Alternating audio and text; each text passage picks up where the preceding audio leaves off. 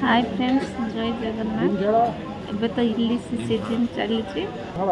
आज ओडिया खाद्य पूरा पियोर पखाल इलिश माछ भजा केमिति बनैली देखाऊँ। प्रथम इलिश माछ को काटी आनी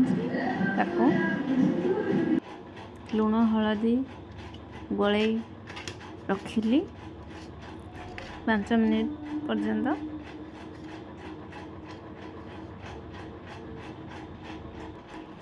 तापर ये कड़ाई रे तेल गरम कर सरिष तेल रे भाजी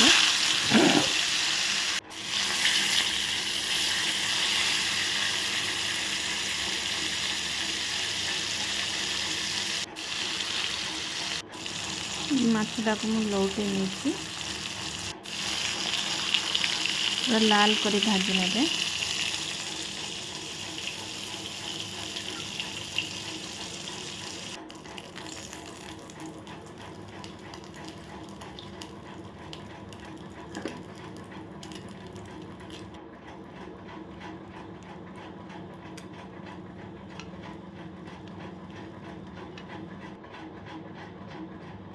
ये मु पखाड़ नहीं तापर माछ भजा पियाज कंचा लंका लुण आ माछ तेल पियाज देके भाजी। ओडिया खाद्य रेडी।